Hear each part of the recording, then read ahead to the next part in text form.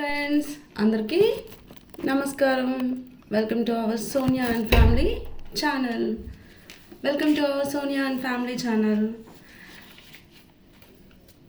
Previous ఎపిసోడ్లో చిదంబర దీక్షితుల చరితం, చిదంబర వాసుల భాగ్యోదయం గురించిన పూర్తి వివరాలని తెలుసుకున్నాం. ఇప్పుడు రెండవ ఈ 63 మంది నాయనార్లు శివభక్తులలో రెండవ వ్యక్తిగా తిరునీలకంఠ నాయనారు గురించి మనం తెలుసుకునే ప్రయత్నం చేద్దాం. తిరునీలకంఠ నాయనారు ఒక శివభక్తుడు. అది నటరాజస్వామి కొలువైన చిదంబర పుణ్యక్షేత్రం. అక్కడే పవిత్రమైన శివగంగ కోనేరు నెలకొంది. స్థానిక అక్కడుండే భక్తులంతా స్వామిని ఎంతో ఇష్టంగా తిల్లై కూతన్గా పిలుచుకుంటూ ఉంటారు. తిల్లై అనేది అక్కడి సముద్ర తీర ప్రాంతంలో ఎక్కువగా పెరిగే ఒకానొక చెట్టు అన్నమాట. కూతన్ అంటే నృత్యాధిపతి అని అర్థం. ఆయన కొలువైన స్థానాన్ని చిత్రాంబళంగా వ్యవహరిస్తారు.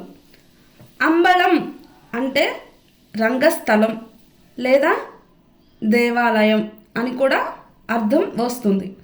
చిత్ర అనే పదానికి విభిన్నమైన అర్థాలు ఉన్నాయి. అద్భుతమైన, దివ్యమైన, వర్ణమయమైన, శోభస్కరమైన, శుభంకరమైనది, ఇలా బోలెడు రకరకాల అర్థాలు వస్తాయన్నమాట చిత్ర అనే పదానికి. ఇలా ఎన్నెన్నో అర్థాలు ఉన్నాయి. ఏమైనా చిత్ అంబళం అన్నమాట. చిత్ అంటే చైతన్యం అని, సత్ ప్లస్ చిత్ ప్లస్ ఆనందం ప్లస్ సచ్చిదానందం అనే పదాల కలయికతో ఏర్పడింది చిదంబళం. చివరకు చిదంబళంగా చైతన్య దేవాలయం అని అర్థం. చిదంబళం అంటే చైతన్య దేవాలయం అని అర్థం.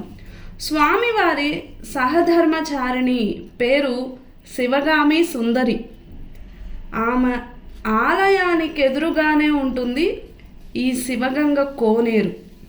చిదంబర పుణ్యస్థలిలో తిరునీలకంఠర్ అని ఒక ఆయన నివసిస్తూ ఉండేవాడు.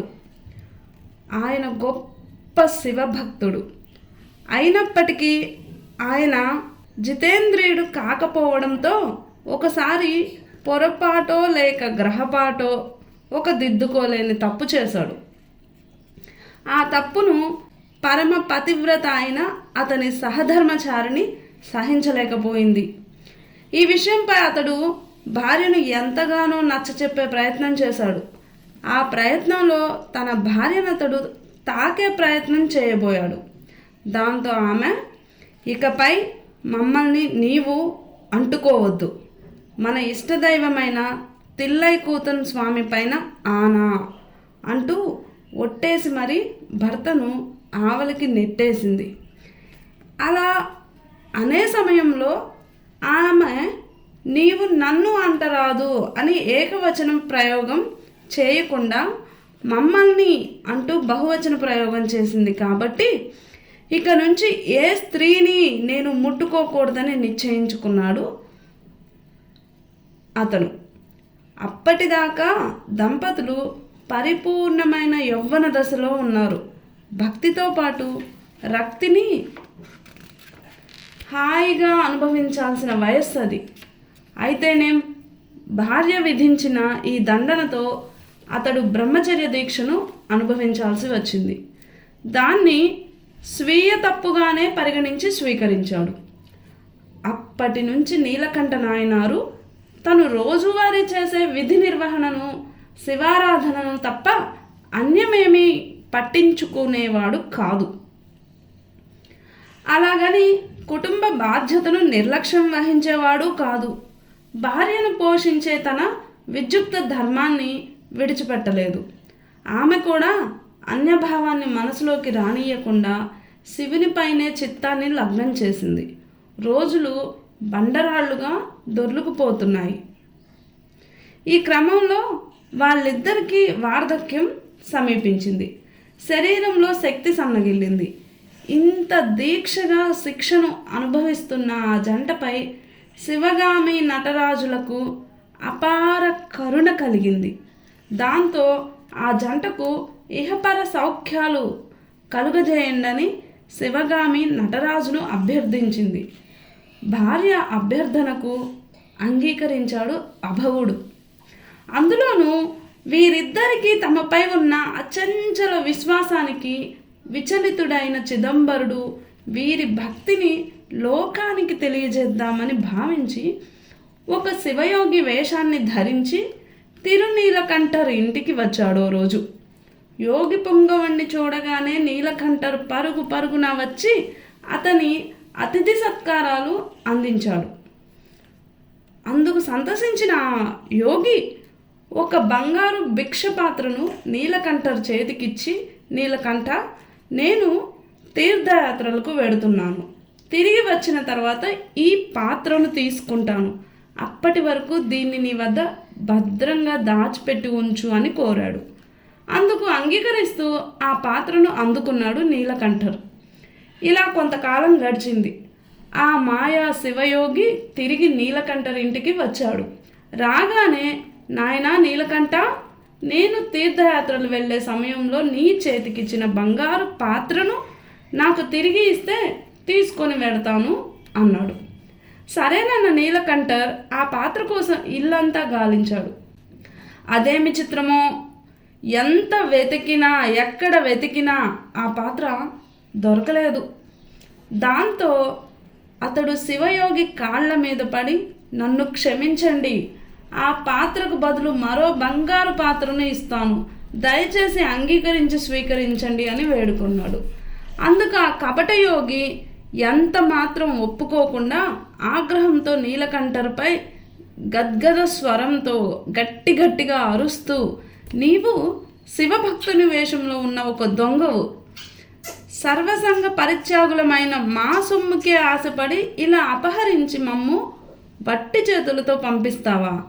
పైగా నేనిచ్చిన అసలు సిసలు బంగారు పాత్రను నువ్వు దొంగిలించి నకిలీ పాత్రను అంటగడదామని చూస్తున్నావా అంటూ పలు పలు విధాలుగా దూషించాడు.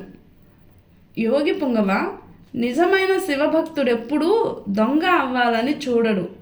ఏదో అపరాధం జరిగింది, పరుల సొమ్ము అపహరించి కడుపు నింపుకునే అంత తత్వం నాది కాదు. ఎంతో జాగ్రత్తగా మీ పాత్ర దాచి ఉంచాను, అయినప్పటికీ అది ఎలా మాయమైందో తెలియడం లేదు అన్నాడు దీనంగా నీలకంఠర్. నువ్వు చెప్పే మాటలన్నీ నిజాలైతే, నీవు నిర్దోషమైతే శివునిపై ప్రమాణం చేయగలవా అని సవాలు చేశాడు. ఆ వచ్చిన మాయలమారి కపట సూత్రధారి కపర్ది అందుకు అంగీకరిస్తూ, అయ్యా, మీరు చెప్పినట్టే నా దైవంపై ప్రమాణం చేస్తాను, అయితే ఏమని చేయమంటారు అడిగాడు నీలకంఠర్. అందుకు ఆ యోగి, నీవు నీ భార్య చేతిని పట్టుకొని తిల్లై కూతన్ శివగామి సుందరిల సమక్షంలో శివగంగ కోనేరులో స్నానం చేస్తూ బంగారు పాత్రను నేను దొంగిలించలేదని చెప్పు చూద్దాం అన్నాడు ఆ వచ్చిన మాయావి. ఇది తనకు తన దైవం పెట్టిన కఠిన పరీక్ష అని భావించాడు నీలకంఠర్. పూర్వం పొరపాటును చేసిన తప్పు వల్ల మాతో సహా ఏ ఇతర స్త్రీని అంటరాదని తిల్లై కూతన్ పేరిట భార్య చేసిన శపథం కారణంగా ప్రస్తుతం తాను భార్యను ముట్టుకోకూడదు, అలా చేస్తే స్వామి పట్ల అమితమైన ఘోరం చేసిన వాడిని అవుతాను. కానీ ఇప్పుడు ఈ యోగి చెబుతున్న విధంగా ఆమె చేతిని పట్టుకొని తాను బంగారు పాత్రను దొంగిలించలేదని కోనేరులో మునిగి ప్రమాణం చెయ్యకపోతే దొంగ అనే అపవాదు వచ్చి నా మీద పడుతుంది. ఇటువంటి కష్టమైన ఈ పరిస్థితుల్లో ఏం చేయాలో నాకేమీ అర్థం కావడం లేదు. కళ్ళ వెంబడి ఆగకుండా కన్నీరు కారిపోతుంది. ఎంతో దుఃఖంతో ఏం చేయాలో అర్థం కాని పరిస్థితుల్లో సతమతమైపోతున్నాడు నీలకంఠర్ గారు. అయినా ఏ మాత్రం జాలి లేకుండా ఊళ్ళోని పెద్దలందరినీ అక్కడికి పిలిచి పెద్ద ఎత్తున గొడవ చేయడం మొదలుపెట్టాడు. కపట యోగి ఇతను నా బంగారు పాత్రను తీసుకొని పోయిందని చెప్తున్నాడు. నకిలీ పాత్రను నాకు అంటగట్టాలని చూస్తున్నాడు, దుష్టుడు, దొంగ అని పలు రకాలుగా నిందలు చేస్తున్నాడు. వారంతా వచ్చి శివయోగి చెప్పినట్లే నీలకంఠర్ తన భార్య చేతిని పట్టుకొని ప్రమాణం చేయాల్సిందేనని తీర్పు చెప్పారు. లేని పక్షంలో గ్రామ బహిష్కర శిక్ష తప్పదని ఆ పంచాయతీ పెద్దలు హెచ్చరించారు. దాంతో ఈ గడ్డు పరిస్థితుల్లో తనకు మరణమే శరణ్యం అనుకున్నాడు. అయితే ఈ సమయంలో అతని అర్ధాంగి ఒక చక్కని ఉపాయాన్ని చెప్పింది. ఆమె చెప్పిన ఉపాయం ప్రకారం భార్యాభర్తలిద్దరూ ఒక కర్రను చెరోవైపు పట్టుకొని మాయా శివయోగి చెప్పినట్టే ప్రమాణం చేసేందుకు కోనేటిలో మునిగారు. ఆశ్చర్యం! వారు పైకి లేచేసరికి వార్ధక్యంతో వణికిపోతున్న ఆ దంపతులు నవయవ్వనవంతులుగా మారిపోయారు. అప్పటి వరకు శరీరాన్ని కమ్మేసిన ముసలితనపు ఛాయలు మచ్చుకకైనా కనిపించడం లేదు. ఎటు మాయమయ్యాయో ఎవ్వరికీ అర్థం కాదు. ఈ వింత చూసిన చిదంబర క్షేత్రవాసులంతా ఇది తిల్లై కూతన్ అద్భుతమేనని తెలుసుకున్నారు. హరహర మహాదేవ శంభో అనే నినాదాలు ఆ ప్రాంతమంతా మారుమరుగి మహాదేవుని శంభో శంకర అంటూ ప్రార్థిస్తున్నారు. ఆ ప్రాంతమంతా మారుమోగిపోతూ ఉన్నాయి శంకర భగవానుని నామస్మరణతో. కాలక్రమేణా నీలకంఠర్ 63 నాయనార్లలో ప్రథముడిగా ఘనత వహించాడు. ఇంద్రియలోలుడైన తన భక్తునికి ఇంద్రియ విజయం ప్రసాదించి అనుగ్రహించిన కూతన్ కథ ఇది. అంత గొప్ప మహానుభావుడు తిరునీలకంఠ నాయనార్. ఈ కథ ద్వారా మనము మన ఇంద్రియాలను మన అధీనంలో పెట్టుకొని నిత్యం భగవన్నామస్మరణతో తరిస్తూ ఉంటే ఆ భగవంతుడి కృపా కటాక్ష వీక్షణలు ఎల్లవేళలా మన మీద ఖచ్చితంగా ఉంటాయని తెలుస్తుంది. ఈ కథను విన్నవారికి చెప్పిన వారికి కూడా శుభం కలుగుతుంది. ధన్యవాదాలు.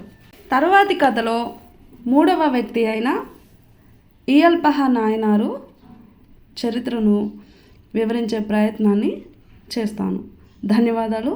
నచ్చినట్లయితే ప్లీజ్ లైక్ చేయండి, షేర్ చేయండి, సబ్స్క్రైబ్ చేయండి. Thank you all.